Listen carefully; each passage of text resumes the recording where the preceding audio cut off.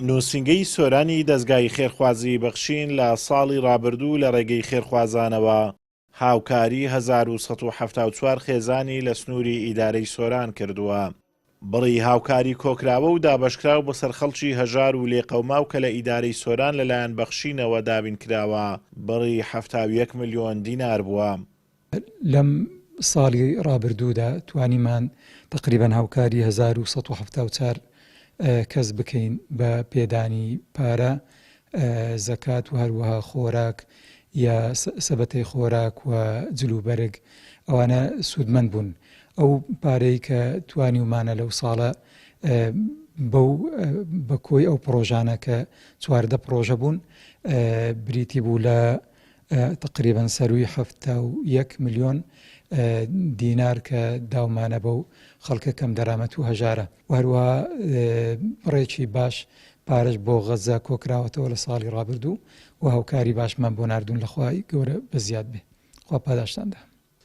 بەخشین هەمیشە لانەی هەژاران و بێنەوایان بووە. دەستبارگرێکی گرنگ بووە بۆ خەڵکی کەم دەرامەت و جیاوازی لە نێوان هاوڵاتیان نەکردووە. هەر ئەمەش وای کردووە دەستگاکە ببێتە جێگای متمانەی خەڵک و سەدەقە و هاوکاریەکانیان بە بەخشین بسپێرن بۆ ئەوەی بە شوێنی خۆی بگات. بەڕاستی لە سەحوەی ئیسلامی خۆمان بە تایبەتی کۆمەڵی دادگەری کە خۆی پەروەردگار ئەم سیفەتە جوانەیەی بە ئەهلەکەی بەخشیە کە ماڵ پیا ئەکات لیان لە خەڕێکی مسلمان داوا ئەکات ئەڵێ بەخشین بە جێگایەک ببەخشنکەوە شایستە بێ و بە کەلک بێ. بەڕاستی زۆر بە گرنگی ئەزانم بە شتێکی گەورەی ئەزانم بە تایبەتی لە کاتی قەیراندا فی البەئساء والضەڕاء هەروەکو لە جیهادا لە وەختی ناڕەحەتیدا چەند ئەجری زۆر هەیە، لە وەختی خۆشیشدا مادام بە حەڵال بەکاردەهێنرێ لۆ حەڵال بەکاردەهێنرێ هەر عیبادەت و خوداپەرستیە بە ئەرکێکی گەورەی ئیسلامەتی و دینداری ئومەتی پێغەمبەری ئەزانم صلی الله علیه وسلم بە تایبەتی ئەو جیهەتەی کە خۆی پێوەماندی ئەکا سەرپەرشتی ئەکا ناونووسینی ئەکا ماڵ ئەگەڕێ هەتا وەکو ئینسانی مستحق بزر نەبێ و لەبیر نەکرێ. ئەمە هەموو جارێ پێناسەی بەخشین یەکەم دەڵێم دەستەشی ئەمینە لە ناو ژیرفانی گەرمی دەوڵەمەندەکان وە گواستنەوەی بۆ ناو ژیرفانی سارد و سوڕی فەقیر و هەژار و لێ قەوماوەکان. بەخشین کاریگەری لەسەر ئاستی هەرێمی کوردستان و حتا دەروی هەرێمی کوردستانیش بووە.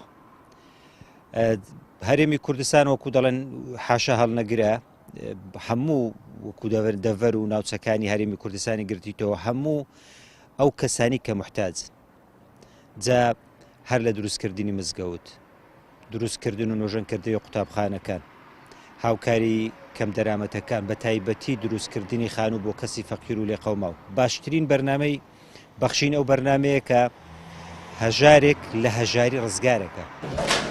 دەستگای خێرخوازی بەخشین جگە لە هاوکاریکردنی خەڵکی هەژار و کەم دەرامەت لە سەرتاسەری هەرێمی کوردستان هاوکاری گەیاندۆتە لێقەوماوان لە پارچەکانی دیکەی کوردستان و غەزە و وڵاتانی دیکەش. لەو 71 ملیۆن دینارەی لە نووسینگەی سۆرانی بەخشین کۆکراوەتەوە بڕی 23 ملیۆن و 400 هەزار دیناریان لەلایەن خێرخوازانەوە بۆ خەڵکی لێقەوماوی غەزە نێردراوە. ئازاد ئۆمەراوی کەناڵی ئاسمانی پەیام، سۆران.